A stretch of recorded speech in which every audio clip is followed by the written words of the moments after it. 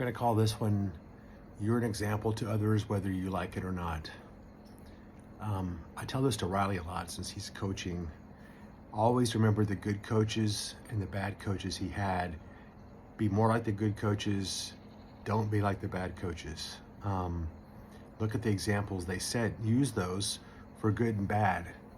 And what kind of made me decide to do this one was I had one of my reps come in yesterday. He's got to be a personal friend over 20 years. And he randomly said, hey, can I come by? And he knows I'm not normally in the office on Wednesdays, but I said, sure. He's a good rep in one of our bigger companies and a good friend. So we're sitting there talking, and he never talks much about insurance. It's always, we talk a lot about personal stuff.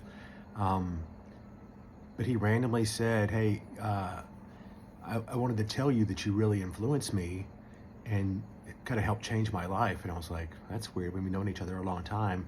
He's like, remember when you had us out to your house? They wanted to come see the alpacas, and we ran into them at Pryor's one Sunday night when the next day was like a holiday, I think, or something. And I said, hey, come back to the house. You can see our alpacas.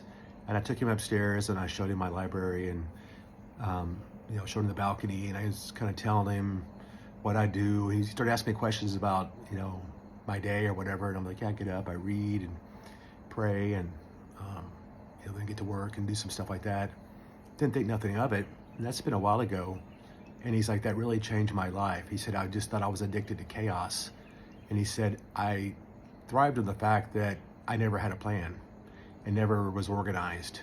And he said, after that, I thought, well, I'll give that a try and, organize my day. So we started getting up earlier. He walks, he reads, and he said it's changed his life and how everything goes. He said, instead of being some unorganized person and just running through the day with no battle plan, he gets up every day, does the same thing, repetition. He said, I feel like $1 million. He's exercising more, reading more, learning more. He said it's making him a better person.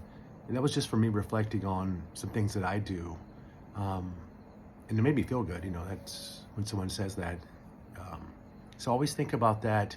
All three of you will be in a position to influence others through your actions, whether you like it or not. Sydney's a nurse. As you grow, you'll be influenced by older nurses and have some mentors, hopefully. But then as you grow in your position, you'll influence a whole generation of nurses and medical staff, including other people, not just nurses, but there's so many staff. Always be nice to people. And that's a tough one, but how you handle yourself and treat your people below you and protect the people below you from others will influence lots of people. Jack, hopefully being self-employed, but even I've already heard you talk about some influence you have over these young guys in your VOTEC program who don't know their head from their ass. And you and Franklin have been doing this for a while.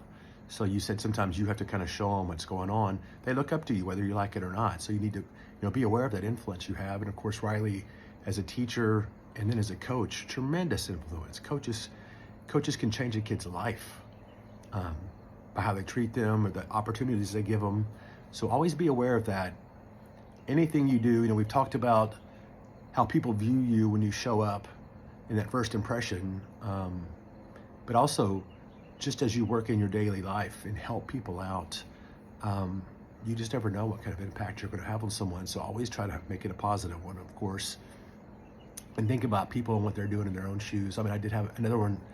I had some buddies that I've kind of casually known for, 5, 7, 8 years, asked me about helping them. They asked me to lunch.